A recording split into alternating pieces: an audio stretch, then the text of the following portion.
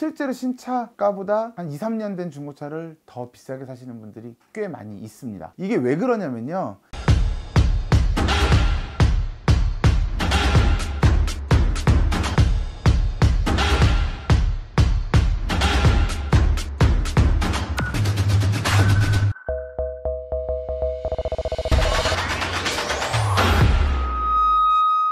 제가 중고차 업을 시작한 지는 20년 가까이 됐어요. 그리고 정말 정상적으로 사원증을 내고 한 건 한 15년 정도 됐는데, 아직까지도 허위매물 중고차 사기 분명히 있습니다. 제가 오늘 말씀드리고자 하는 거는요, 지금 당신이 중고차를 사려고 하는데 내가 지금 허위매물에 속고 있나? 이거 허위매물인가? 내가 지금 잘 사고 있나? 이런 것들에 대한 어떤 말씀을 좀 정말 디테일하게 드리려고 합니다. 그러니까 중고차를 지금 구매하시려고 하시는 분들, 좀 안 좋은 방법으로 장사하시는 딜러분들도 이 영상을 꼭 끝까지 봐주셨으면 좋겠습니다. 여러분이 지금 중고차를 사야 된다 라고 했을 때 가장 걱정되는 건 차가 허위매물인가 아닌가, 그리고 이 차를 내가 잘 할 수 있을까, 이게 나한테 맞는 차인가, 뭐 여러 가지 고민들을 하실 텐데, 일단 오늘은 허위매물에 대한 이야기, 중고차 사기에 대한 이야기를 좀 해드릴게요. 우리 예를 들어봐 드릴게요. 자, 지금 현재 뭐 레일을 구매하신다, 예를 들어. 그러면 AS 남아있는 것들 뭐 18년식 17년식 레이가 800에서 900, 조금 뭐 스펙 좋은 건 1000만원 정도에 지금 거래가 됩니다. 그래서 내가 한 900만원 정도에, 800만원 정도에 한 17년식 정도를 사면 되겠다 라고 보고 있는데, 7년식 18년식인데 400만원에 나와 있고 500만원에 나와 있어요. 그러면 혹 하시겠죠. 조금 아시는 분들은 이건 허위매물이야 라고 패스를 하시겠지만, 아예 모르시는 분들은 이건 왜 싸지? 라고 궁금하실 거란 말이에요. 그러면 전화를 하게 된단 말이죠. 이건 왜 쌀까? 궁금할 거 아니에요. 거기서 첫 번째 이제 당하시는 겁니다.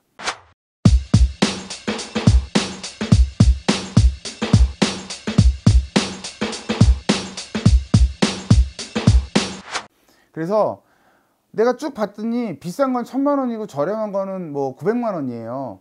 그러면 그 사이에서 왔다 갔다 하는 매물만 보시는 게 맞지, 갑자기 300만원, 400만원짜리는 왜 싼지 관심도 두지 마셔야 돼요. 그런 차는 없어요. 반파가 나고 뭐 옛날에 경찰차였다든가 뭐 이런 어떤 이력 때문에 1, 200만원 정도는 저렴할 수 있어도 막 반 이상 저렴한 차는 없거든요. 근데 궁금하잖아. 그래서 전화를 했어요. 전화를 하면 어떤 상황이 발생하냐, 있습니다, 경매를 가져와서 되게 싸게 갖고 왔어요. 아니면 이게 전시했던 차량이라 좀 싸게 갖고 왔어요. 이게 수출됐다 역수입한 차량이라서 되게 저렴합니다. 멘트들을 경험하시게 될 거예요. 패스하십시오. 경매가 가장 많고요. 그 다음에 역수입, 뭐 전시차, 혹은 대량으로 렌트카를 대량으로 구매해 왔다, 이런 얘기들을 하면 그냥 여기서 패스하셔야 합니다. 없는 얘기예요. 경매로 절대 싸게 갖고 올 수 없고요. 렌트카를 뭐 많이 갖고 온다 그래서 이렇게 반값에 드릴 수도 없어요. 그럼에도 불구하고 이 사람들은 꼬십니다. 만약에 이 차가 없으면 내가 100만원 드릴게요, 교통비로. 진짜 있어요, 오세요 한단 말이에요. 그러면 여기서 에이씨 웃기고 있네, 이 영상을 보시는 분들 웃기고 있네 라고 하시겠지만, 진짜? 시간을 내서 간단 말이죠.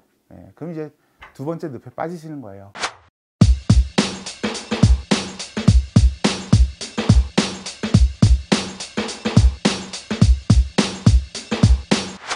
자, 갔어요. 자, 저 지금 도착했어요. 어디 계세요? 예, 지금 어디세요? 제가 그쪽으로 가겠습니다 라고 하고 나옵니다. 만약에 남자 딜러분하고 통화를 하셨다 그러면, 저랑 통화하신 분이에요? 그럼 네, 저예요 라고 하실 거고, 여자분하고 통화하셨다라고 하시면은 그 여자분은 볼 수 없을 겁니다. 그리고 통화하신 분이 제가 통화한 사람이에요 라고 하는 경우도 있지만, 통화한 사람은 지금 출장 갔고 내지는 다른 손님을 받고 있고 제가 대신 나왔습니다 라고 하면 여기서 패스하셔야 합니다.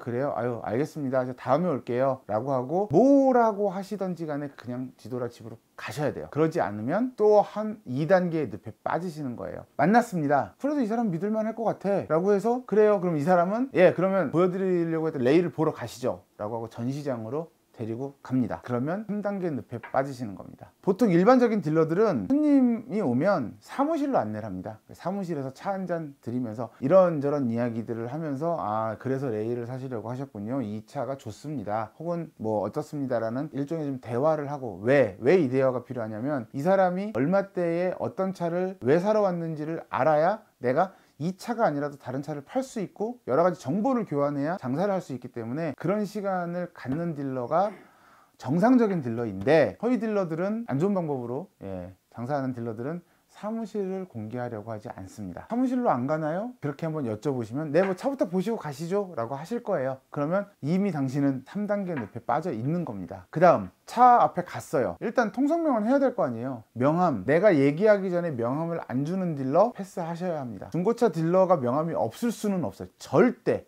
왜? 내가 다른 사람의 차를 보려면 명함이 필요하기 때문에 이건 완전 필수거든요. 근데 제가 명함을 안 갖고 왔습니다. 명함이 없습니다. 뭐 입사한 지 얼마 안 됐습니다. 입사하기 전에 명함 만들어요. 면접 보고. 대부분의 딜러들이 그래요. 그러니까 명함이 없거나 사무실을 오픈하지 않는 딜러는 패스하시는 게 좋습니다.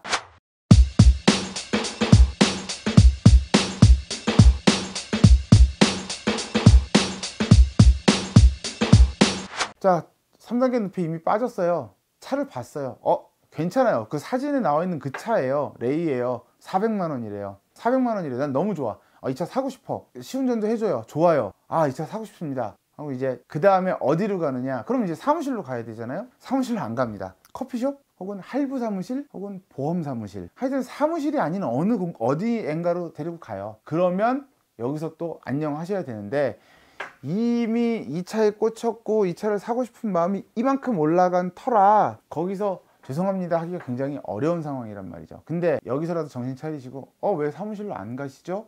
라고 하고 여기서 그냥 가셨으면 좋겠는데 근데 이 차를 사고 싶어. 레이가 너무 마음에 들어. 400만 원이야. 그래서 앉아서 상담을 받습니다. 자, 이 딜러가 어떤 말을 하냐? 근데 이게 첫 번째, 이 안에서 연탄불을 피우고 사람이 좀 자살한 차인데 괜찮으시겠어요? 두 번째, 이게 빨진을 한 3-4번 한 차인데 괜찮으시겠어요? 세 번째, 이게 미션에 물이 들어가 가지고요 나중에 문제가 좀 됐습니다. AS가 안 되는 차입니다. 괜찮으시겠어요? 네 번째, 이게 ECU 매핑이 되어 있는 차라서요 검사를 못 받습니다. 여러 가지 이제 뭐 이야기들을 해요. 그런 이야기들을 정말 듣고 나 같아도 안 살 만한 내용의 이야기들을 막 해요. 어떤 좀 안 좋은 딜러들은 그 전에 이게 무사고다 사고다 이런 얘기를 안 했으면 사고가 많이 난 뭐 성능점검표를 보여주던가 가짜 성능점검표를 이런 식으로 해서 이 차를 마음에 안 들게 합니다. 왜 그럴까요? 이 차를 팔면 안 되니까 그런 거예요. 이 차를 400에 팔 수가 없잖아요. 이 차는 정말 있는 차였으면은 800이든 900이든 팔아야 되는 차예요. 그러니까 이런 얘기들을 하는 거예요. 그럼 손님은 그럼 어떻게 해야 돼요? 라고 했을 때 다른 레일을 보시죠 라고 하면 좋은데 그게 아니에요. 그때부터 막 이런저런 얘기를 하다가 그러면 산타페가 딱이네, 그러면 그랜저가 딱이네 하면서 당신은 레일을 사기 위해서 열심히 공부했을 거 아니에요. 그럼 레일을 다시 들이밀면 대충의 시세를 안단 말이에요. 그러니까 생뚱맞은 차를 권해주는 거예요. 그러면 그래요? 그 차가 좋아요? 그 차를 보게 되는 거죠. 그렇게 하기 위해서 온갖 안 좋은 이야기들을 막 하는 겁니다. 이 차에 대한. 근데 괜찮아요. 전 살래요. 뭐 사람이 뭐 검사 안 받으면 어때요? 살래요? 라고 할 수도 있단 말이에요. 일단 내가 400이면 사서 내가 알아서 할게 라고 하면 되게 당황스럽죠. 자, 그럼 다음 4단계 어떻게 되냐? 알겠습니다. 그럼 계약하시죠 라고 하고 이제 계약서를 들이밀고 400만 원을 받습니다. 그리고 계약서를 씁니다.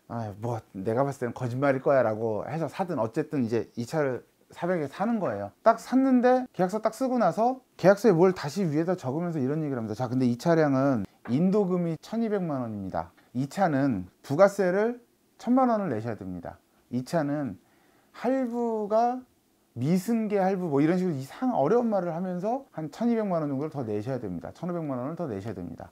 내지는 무슨 관부가세를 매월 200만 원씩 36개월을 내셔야 됩니다. 이런 뭐 진짜 말도 안 되는 소리를 해요. 그러면 네? 하고 여기서 아이고 내가 당했구나를 느끼거나 뭐 그게 먹혀서 사는 사람도 있겠죠. 그러면 이분들은 400만 원 받고 추가로 1000몇백만 원을 받으면서 폭리를 신차보다 더 비싸게 차를 파는 거예요. 실제로 신차보다 더 비싸게 판 경우들이 많아요. 이건 제가 뭘 근거로 말씀드리냐면 제가 속해 있는 매매단지의 상벌위원회가 지부의 상벌위원회에서 이런 민원들을 접수하면서 그걸 막 해결을 제가 해주고 막 그랬던 상벌위원이었단 말이에요. 실제로 신차가보다 한 2-3년 된 중고차를 더 비싸게 사시는 분들이 꽤 많이 있습니다. 이게 왜 그러냐면요, 워낙에 말을 잘하고 사람을 홀려요. 그 친구들이 그런 교육을 계속 받아요.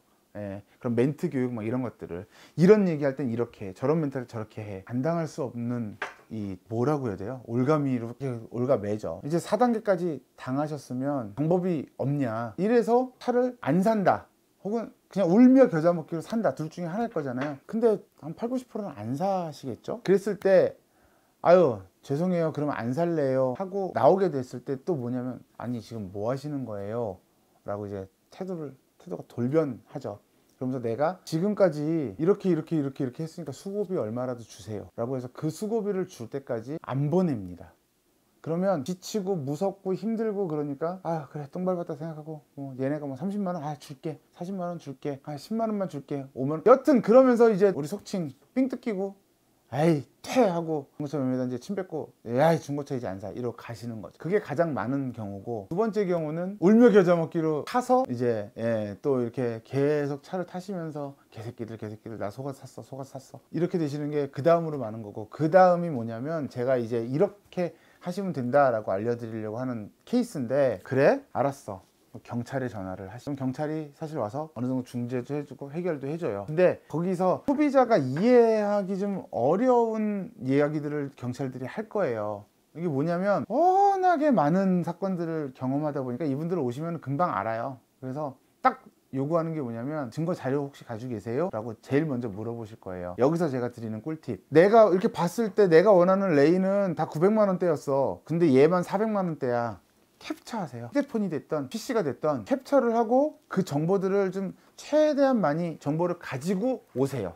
휴대폰으로 캡처하시는 게 제일 좋아요.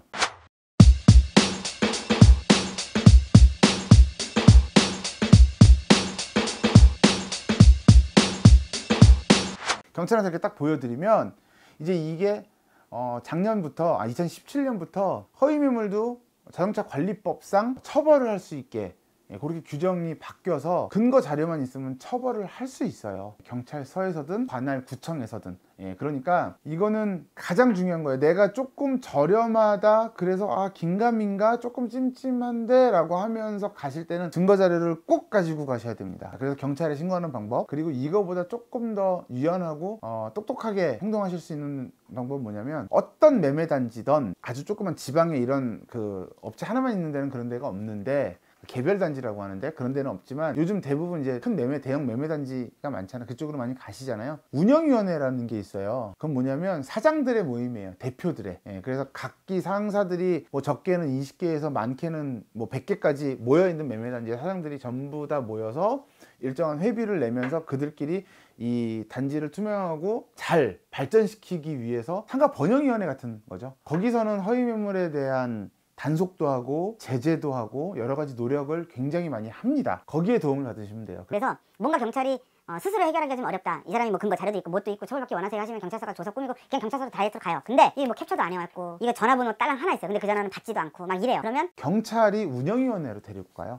그래서 어차피 그 다음부터는 운영위원회에서 처리를 해주거든요. 그럼 사장끼리는 다 알고 있고 대표들끼리는 다 이렇게 알고 있고 이제 원만히 서로 해결을 해요. 뭐 조금 그렇긴 하지만 동업자 정신 뭐 이런 것들을 운영위원회에서는 발의를 한단 말이죠. 그러니까 내가 되게 억울한 일을 허위매물 때문에 중고차 사기 때문에 굉장히 지금 난감하고 어딘가 갇혀있고 막 이러면 운영위원회를 떠올리시면 돼요. 경찰이나 운영위원회를 떠올리시면 거기서 해결이 됩니다.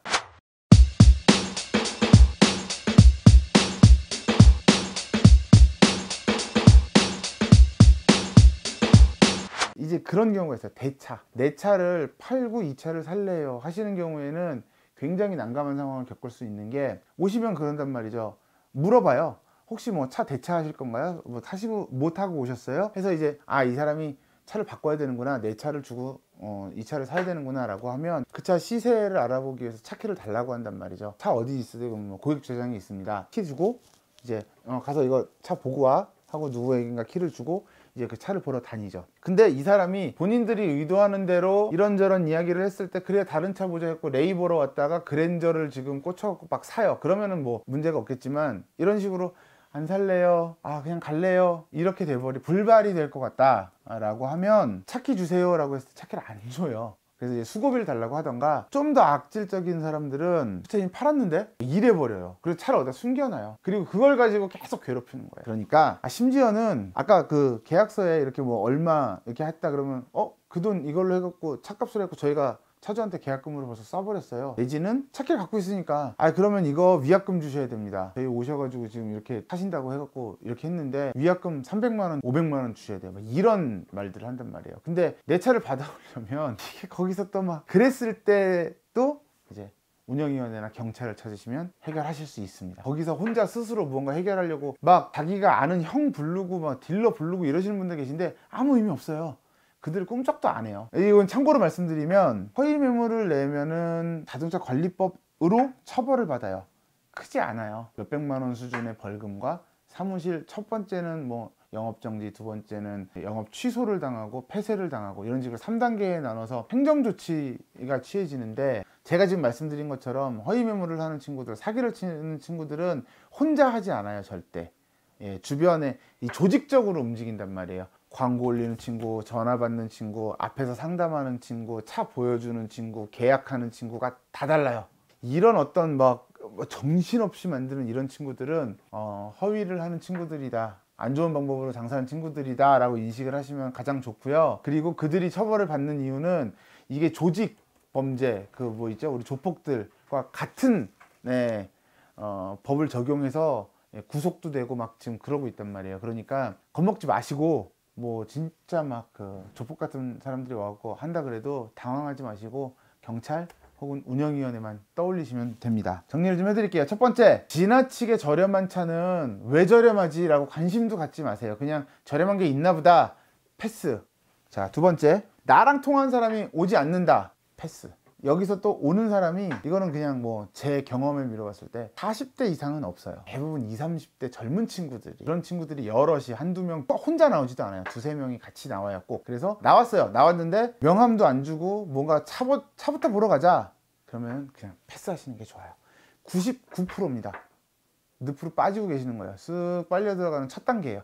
거기서 빨리 발을 빼지 않으시면은 계속 빨려 들어가세요. 세 번째, 명함도 안 줘, 사무실, 얘가 일하는 사무실도 안 가, 그리고 차만 보고 뭐 커피숍 막 이런 데 가서 얘기를 해. 그러면 이거 잘못됐다 라고 생각을 하셔야 돼요. 정상적인 딜러는 제일 먼저 만나면 명함부터 드리고, 목에는 종사원증이 걸려 있고, 사무실로 들어가서 뭐 이런 바카스가 됐던 차를 한 잔 마시면서 이렇게 보니까 이 친구가 명함이 예를 들면 착한 찻집이야, 여기도 착한 찻집이야, 착한 찻집 강유석이야, 여기 앞에 이렇게 보니까 여기 본인 사진하고 강유석 써 있어. 그러면 허위 아닐 확률이 80% 이상이라고 보시면 돼요. 80% 이상 내가 제대로 온 것 같은데 라고 생각하시고 거래를 하시면 돼요. 끝으로 두 가지만 기억해라. 내가 그래, 내가 900만 원짜리 400만 원에 살려다가 이 꼴을 겪었어 라고 생각이 드시면 경찰, 운영위원회 두 가지만 생각하세요. 이 두 가지만 딱 생각하시고, 잠깐만요, 화장실 좀 갔다 올게요 라고 해도 화장실까지 따라와요, 그 친구들. 정말로. 그러니까 정말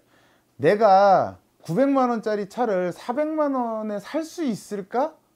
라는 호기심 반, 요행 반, 좀 잘못된 생각 때문에 이런 일을 겪는 거예요. 제가 뭐 소비자가 잘못된 건 잘못된 거예요. 근데 소비자 탓을 하고 싶지는 않아요. 그런 소비자가 있기 때문에 허위 매물이나 사기를 치는 딜러들이 있는 거예요. 그러니까 기분 나쁘게 듣지 마시고, 버릴 건 버리시고 줄 건 주고, 그래서 좋은 차를 기분 좋게 구매하시기를 바랍니다.